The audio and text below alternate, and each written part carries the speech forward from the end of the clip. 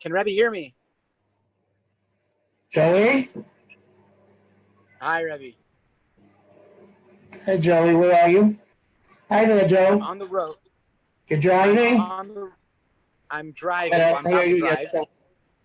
Hold on. So I've already set Rebbe up. Okay, I'm good. Thank you. So Rebbe's set up. Right now I see one person in the room. Hold on one second. I see nobody. Avrami Lazarnik just got on. iPhone came on and left. So, okay, so whenever Rebbe wants, Rebbe can start. It's all recorded anyways from here on out. So it'll all be posted. The video will be posted. Shmuley said he can't make it tonight, but he's looking forward to the recording. So whenever Rebbe's ready, Rebbe can start. I'm going to make Avrami Lazarnik the co-host so that when I leave, in case I leave, he could, in case people are making trouble. Okay. Okay, shkayach, Rebbe. Be well, coach, people. Thanks, Rebbe. Hey, everybody, how you doing? Good. Baruch Hashem. Thank God. Good. What are you doing these days? I am. I work in a group home. Oh, very nice. Very In nice. Muncie, yeah. Yeah, thank God. Very good. Muncie? In Muncie? Yeah, in Muncie.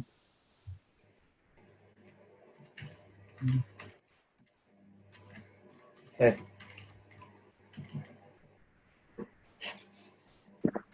The Sundays you're off? Oh no, I work Sunday through Thursday, but I work strange hours. I work from like 3 to 9.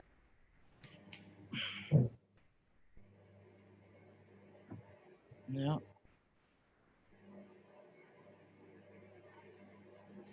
We'll wait another minute or two, okay? 1 or 2 minutes. Is that okay, Rami? Yeah, no problem.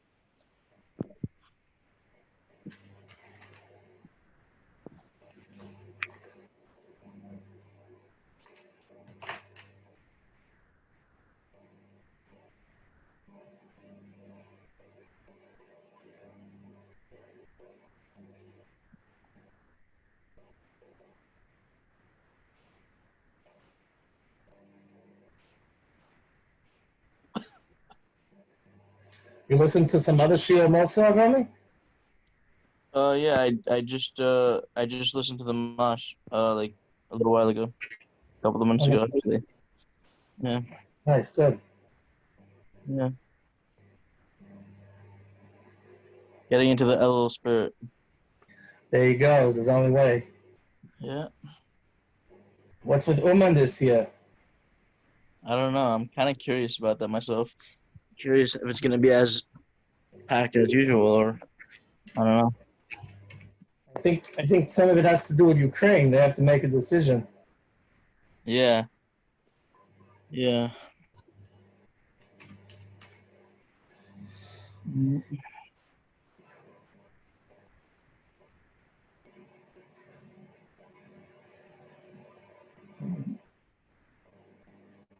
I mean, like, I think anybody that lives in Israel personally, I think they should stay in Israel. But if they do, if they have a connection with the Rebbe, I think a lot of people are for going there. So you know, So I have a rule. I don't mix into these kind of things. You know what I mean? right? I hear that. It's Yeah, not good. You don't want to upset. You don't want to upset people or anything like that. right. I hear that. Yeah, I've never gone, so I've yeah, I've thought about it, but yeah. Yeah.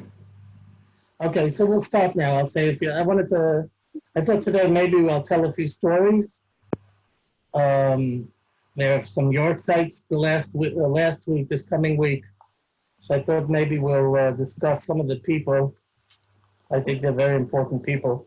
This last week was the yard site of the Stipler. The Stipler I had a little bit of a connection with, and I didn't have a connection, but I had the fortune of being able to see him a couple of times. The Stipler was a tremendous goy, and he wrote beautiful, beautiful stories that were very, very, very much accepted in Klal Yisrael during his lifetime. One of the most poignant stories with the Stipler was when he was sent to Siberia. They wanted to take him to the army, and they sent him, I believe, to Siberia. And when he was there, he had to do shifts at some sort of post and watch what was going on. And one of the shifts turned out to be on a Friday night. It was absolutely freezing over there. It was freezing to the point, tens and tens of degrees under zero. And it was freezing to the point of that, deathly, absolutely deathly. And and the way a person would survive is that the person before him would leave they had a fur coat, a special coat that was there to protect the shomer, right? The guard would have a coat waiting for him, and he would put on the coat, and it would cover his head, it would cover his ears and everything. And that's the way he would be able to save himself. So the Stipler came, and when the Stipler came, the guy before him left the coat hanging on a branch. And it was Friday night. And the thing is that we're not allowed to use eitzim on Shabbos. You're not allowed to lean on a tree. You're not allowed to move a tree, move branches. And you're also not allowed to put anything on a branch. And if somebody puts something on a branch, you're not allowed to take it down. That's very pertinent in the summer these days now for those people that, maybe for people that live in Muncie or for other people that are up in the country. So in the country, things are, people in camps, so they sit outside by a tree. So they very often, a guy will put his hat down on the branch or he'll put his jacket on the branch. But halacha is that if you do such a thing on Shabbos, that you're not allowed to take it off. You have to keep it on the branch. Being as such, the Stipler came there and he saw that this coat that was meant for him was left on the branch. So he made a calculation like this. He knew that there's no way he can make it through the night without that coat. Impossible. He'll die.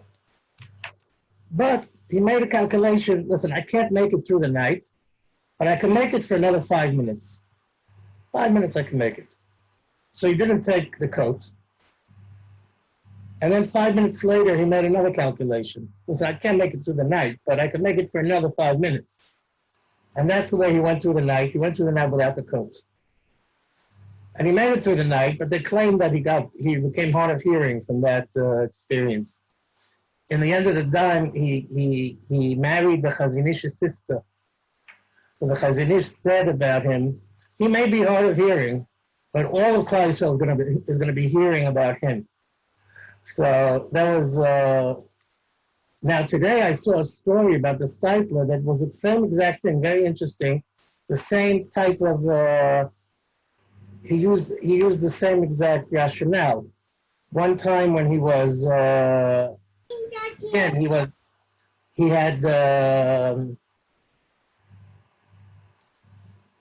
he was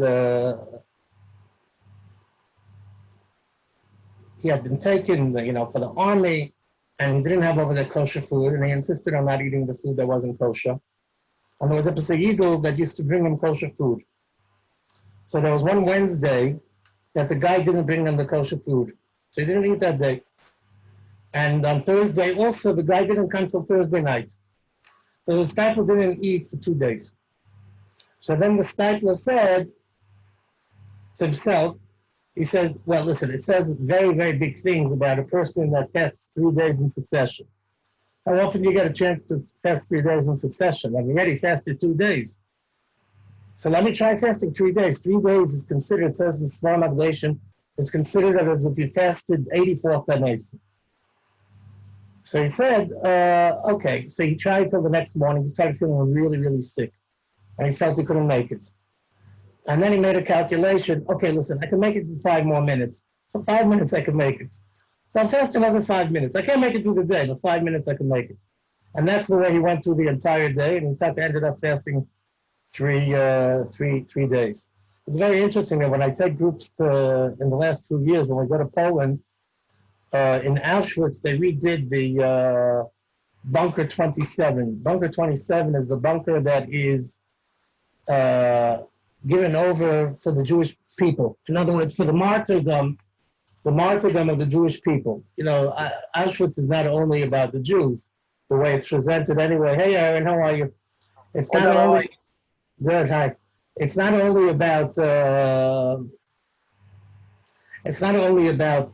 Jews from the Polish point of view. It's for everybody.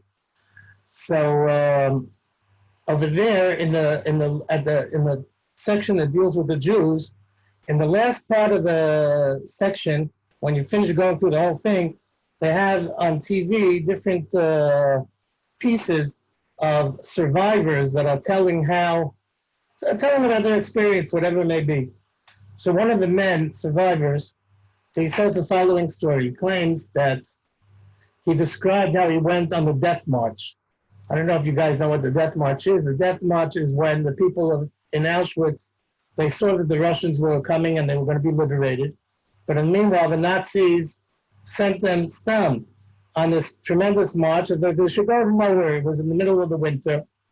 And it was freezing cold. And, they were walking and walking and walking. And you know what happens when you walk and walk in the freezing. So this guy, there was this fellow that he said that really there's no way I could have survived that march. The only way I was able to survive it was because, on the road there were like these big poles, these electric poles. So I made a calculation. The guy said, listen, I can't make this march, but I can make it to the next pole. So he made it to the next pole. And by the next pole, he started thinking about the next pole. And he said that was the way he made it. So it struck me that that's exactly what the stipler did. The exact thing that the stipler did. And I think that's, I know that a lot of young men, it's something that in yeshiva we have a lot of guys that are working on what they call shmiras habris. And shmiras habris is a very, very difficult thing, especially for a bocher, to be able to think like, what am I going to do? I'm going to go out of my mind, right? But I think that this message of the stipler and of this fellow in Auschwitz, I think that will be the best way, maybe possibly, to be able to try to overcome this nisayon, and that is by saying, okay, listen, I don't know, how am I going to make it so long without, but I can make it a day, I can make it through a night, I can make it through a day, let's make it through a day, we'll talk again tomorrow. And that's what the stipler did, and you see he made it through a night, through an ice cold night, and he made it 3 days fasting, and this Yid in Auschwitz, he made it from pole to pole.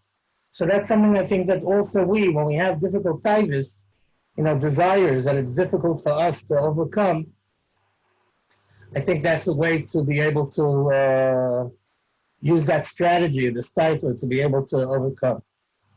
I wanted to mention something cute that my father, Zechariah Levracha, I had a sister that was a little bit older, and she wanted a bracha for a shidduch. She had become frum. She went to Turnkow Teachers Institute, and she wanted a bracha. And my father was a very simple person, but she told my father, listen, you're going to Eretz Yisrael, you're going to Israel at the time. And she begged him to go to the Steipler. And, my father wasn't a yeshivish guy, but he did it. He went to the Steipler. And then a year later, my father went back to Israel, and I sent him back to the Steipler because I wanted the Steipler's for him. He would never sell the whole set. He would only give a person one volume. He would come, what Masechta are you learning? He would give that volume. He would take $1. That was the price of the farm. He would take $1. And but he would give the whole set for people that lived in Chutzlard. So he gave me a set. He gave my father a set. And he told my father that somebody that lives in, that somebody that supports his child and he learns Torah, it's considered like he himself sat and learned. And my father would always, always, always repeat that. It meant a lot to him that the Steipler had given him that compliment. And it was a big thing. It was a big thing for me that the Steipler had told that to my father. I could tell you that on one of my trips, when I waited for the Steipler, I went into the shul. Maybe some of you have been in the shul. There's a shul right next to where Reb Chaim Kanievsky lives. But in those days, Reb Chaim Kanievsky was choshev, but it wasn't, the Steipler was alive. And I was waiting for the Steipler. So I went to Daven Ma'ariv in the meanwhile, in the shul. And I was sitting, I took a seat in the middle of the Beis Medrash, and it was a really, really comfortable seat. And, it felt like it was really sad in this seat, in the middle of the Beis Medrash. And I started swaying with the shtender. It looked like the shtender really knew how to sway, just right. And I started davening, and I felt really good. It was a good davening, yeah? And in the middle of Avas Olam, somebody tapped me on the back, and he points to me that I'm sitting in Reb Chaim Kanievsky's seat, right? So I quickly rushed out. So I have a yichus of one sitting in Reb Chaim Kanievsky's seat. That's about it with Reb Chaim Kanievsky. Everything else miles away. Another yahrzeit that we have this week, tomorrow night, is the yahrzeit of the Satmar Rebbe. No, excuse me, today. Today is the yahrzeit of the Satmar Rebbe. I remember very clearly the day he passed away. They actually woke us up in camp, and we all went to the Beis Medrash in our pajamas. And we all davened at 3 o'clock in the morning for the Satmar Rebbe. People have a mistake about the Satmar Rebbe. The Satmar Rebbe is known very much for his kanos. In English, those words would be fanaticism, possibly, or, they would call the Satmar Hasidim zealots. My father used to like kibitzing me. He used to call me an ultra-Orthodox zealot. It's a mistake to think that the Satmar Rebbe, all he was about kanos. The Satmar Rebbe was no question one of the Gedolei Ador. He was a very, very big person. I actually was zeicher to go into the Satmar Rebbe 5 weeks before he passed away. And he gave me a bracha. And then 5 weeks later, on this day today, he passed away. And I went to the Levaya. It was a very big Levaya in Monroe. And the Satmar Rebbe was very sharp, particularly sharp. The things the Satmar Rebbe would say were amazing. I'll tell you a cute story. This is not about a sharp thing of the Satmar Rebbe, but in a time that he was together with Baron Kotler. He was together with the Rabban Kotler, and Aaron's Talmud was with them. And the Satmar Rebbe, I guess it was by the Satmar Rebbe, and the Satmar Rebbe offered the Talmud a fruit. And the Talmud said, no thanks, I don't need, I'm not hungry. So the Satmar Rebbe said, you're never going to be a chassid. Like, in other words, any chassid would jump after, to get a fruit from the Satmar Rebbe, Shirayim from the Rebbe. So he said, you're never going to be a chassid. So Rabbi said, answer Amen. He gave you a bracha that you're not going to be a chassid. Rabbi, being the Litva Shigi that he was, so he told him, say Amen on the Rebbe's bracha. But the truth of the matter is that all the tzaddikim of the door, if it was Rav Moshe Feinstein, it was Rabbi Kotler, Yankov Kamenetsky, Rav Reuven Guzovsky earlier, everybody honored and respected the Satmar Rebbe, and his opinion about Eretz Yisrael was based on things that are written in the Gemara. It wasn't just made out of his hat. And the only machlekes that they had, the other Gedolim agreed with many of the opinions of the Satmar Rebbe. The difference of opinion was, what do we do now that there is a state? Now that there is a state, so the Satmar Rebbe felt, there is a state, we have to fight it. We have to fight it. And the others felt that, well, if there is a state, we might as well get representation in the state of Israel as well. It's not worse than getting representation in Poland. When we were in Poland, we also sent people to the Polish parliament. So that was really the machlekes, but there was no machlekes as to the etzem, whether or not it's good or it's no good. The Satmar Rebbe had lots and lots of sharp words. I'll give you one example. The Satmar Rebbe once left Williamsburg for Shabbos. He went to Manhattan. And, there were a bunch of Hasidim, many Hasidim, that walked from Williamsburg. They crossed the Williamsburg Bridge, and they went to Manhattan to be with the Rebbe that Shabbos. So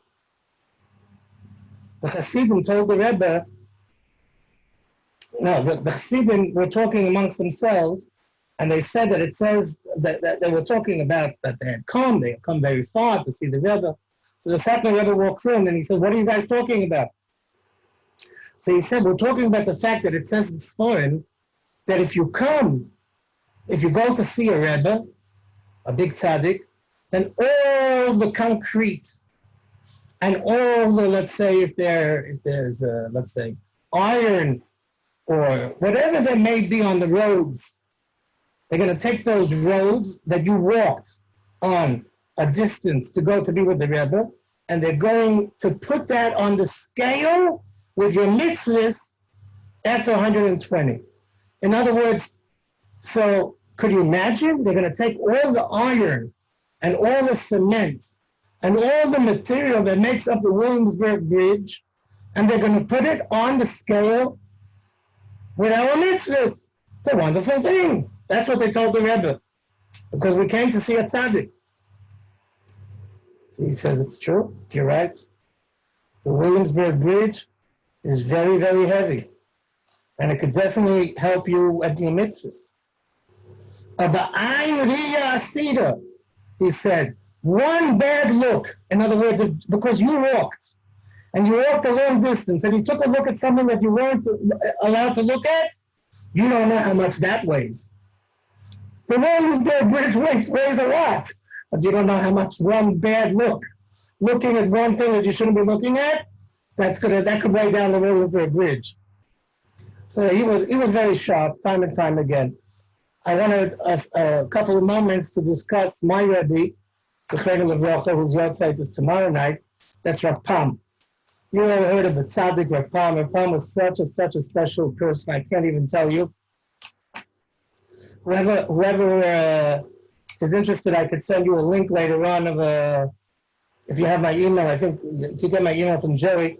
I could send you a beautiful link to. You have the big Rav Pam book that's available, but I'm not even talking about a big book. A nice 20-page link to a book that was published by Torah Vodaas on the occasion of their 100th birthday.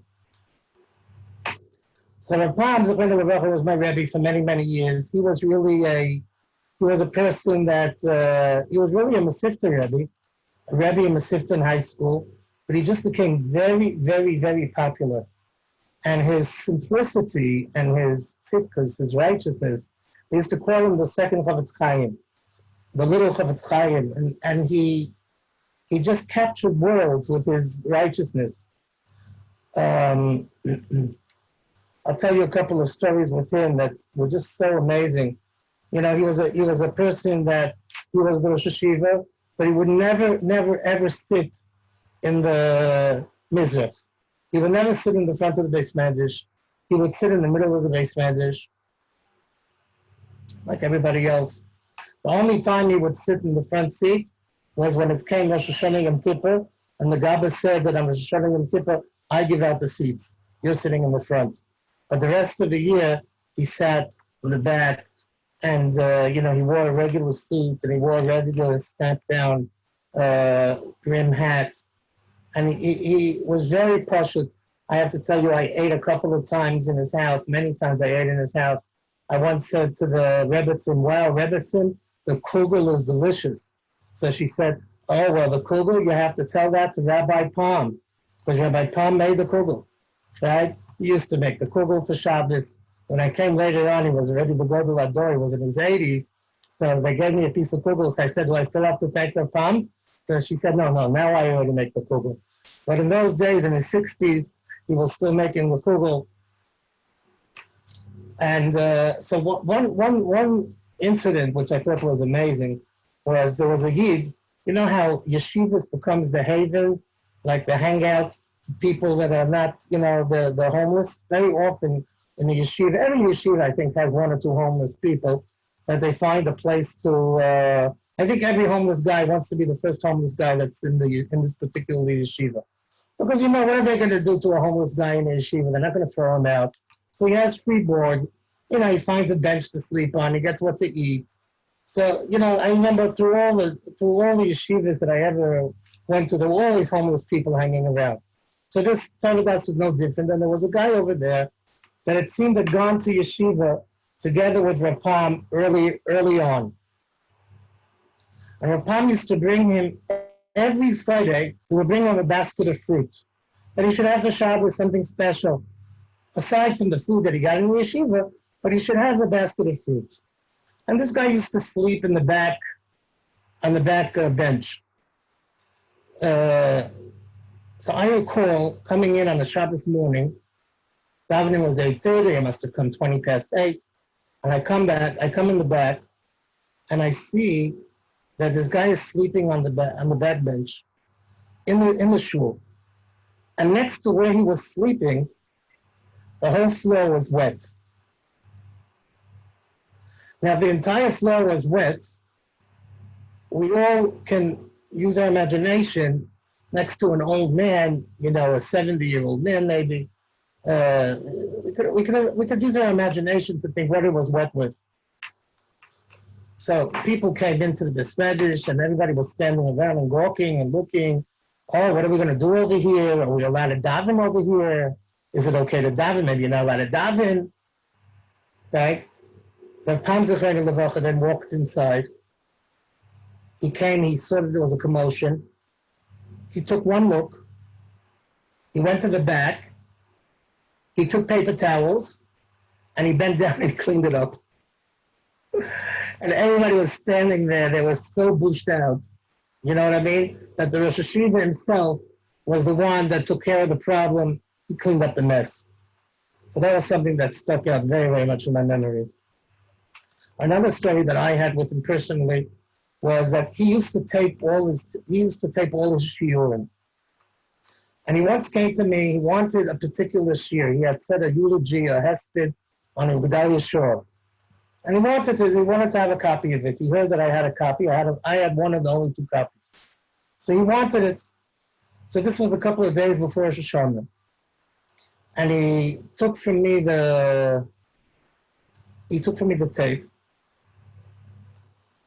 And he comes to me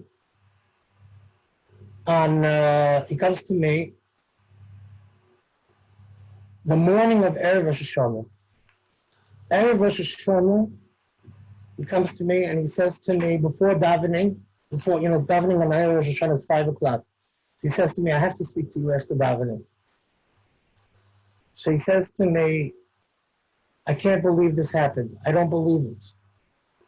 I would have given anything that this shouldn't happen. He said, the tape got all twisted. I don't know how I can make it up to you. I said, Rebbe, don't worry, it's going to be okay. So he gave me the tape, and it was all messed up. It was all twirled. And that Erev Hashanah, I sat that day, I spent some time, and I fixed it up. And because I wanted to be able to tell him that night by Rosh Hashanah, I wanted to tell him that everything is okay. So that night when I went around to wish him a Tzimah Tova, I told him, by the way, everything is okay, you have nothing to worry about, it's taken care of, I fixed it up. He says, oh, you made me so happy. He said, Hashem should make you happy this year the way you made me happy right this minute.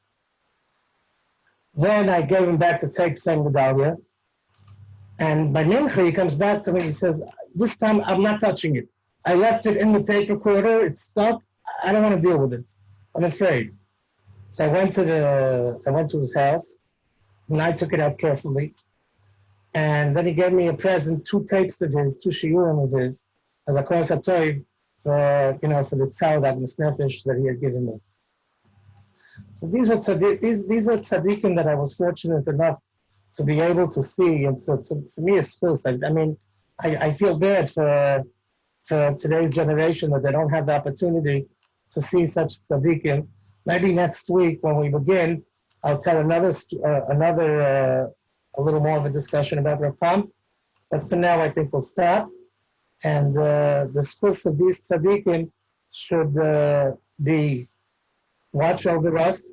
And Elul is coming now, guys. And I just want to tell you one word before Elul starts. I just want to tell you that Elul is not only a preparation for Rosh Hashanah. It's a lot more than just a preparation for Rosh Hashanah.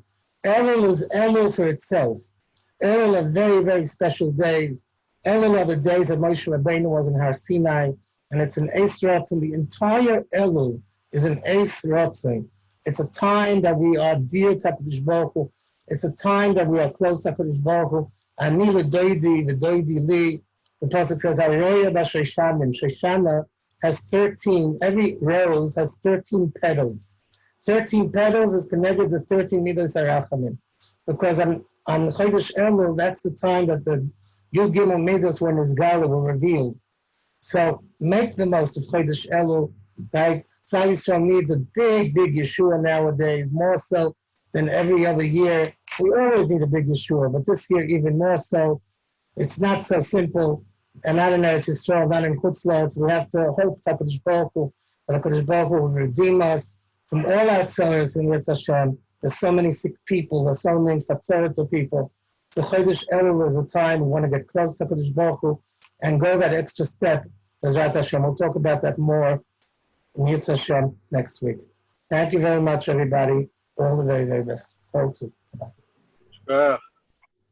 Shkoyach, Rabbi. Thank you.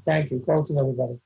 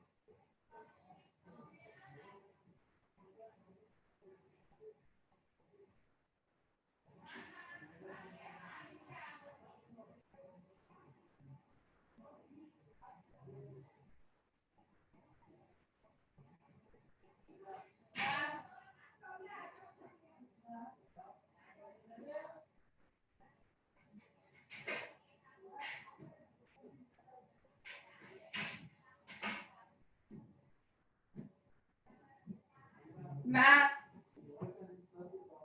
למה פספסת? גם אין? נו, יש 3 דקות לך, לך עבר אז איפה הלך? הלכתי להביא את העמוסה. אבל אני אמרתי לך שאני ביתי מחר בבוקר. לא, זה לא תספיק. ולא נעים לי. תתי אמר שאפשר.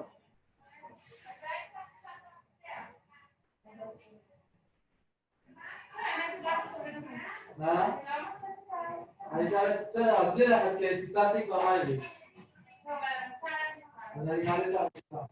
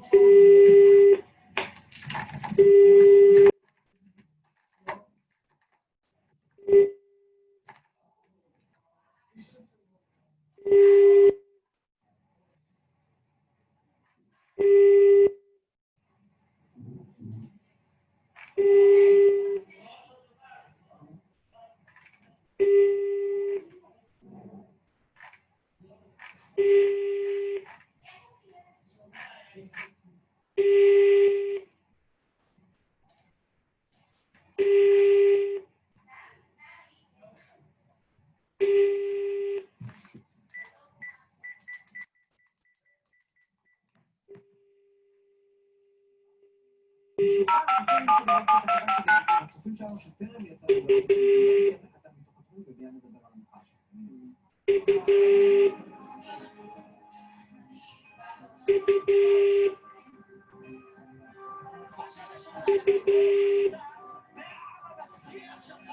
שיחה מועברת הקולי.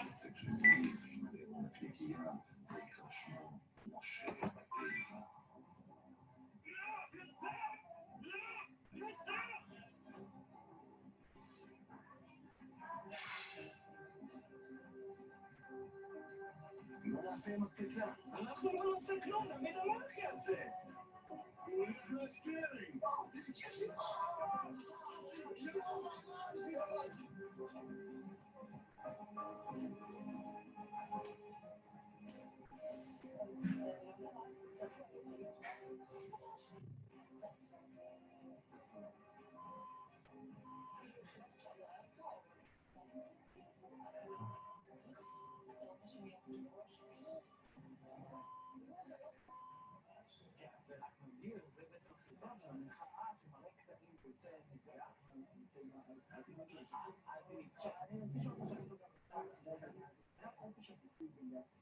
זה לא קורה במזרח, אני מקווה שעשו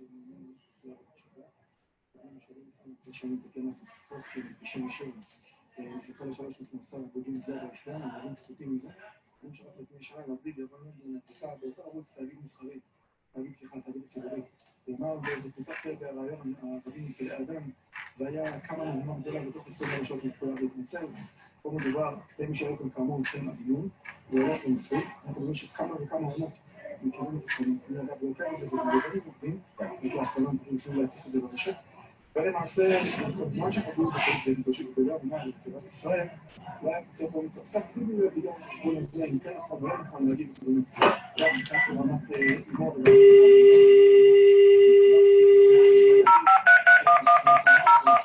אימור מכאן ואילך אבל בעיה זה דבר שלנו אסור כציבור לפחות, סליחה בעצם לעבור לרשת ההפרטון ולפחות לדבר הזה.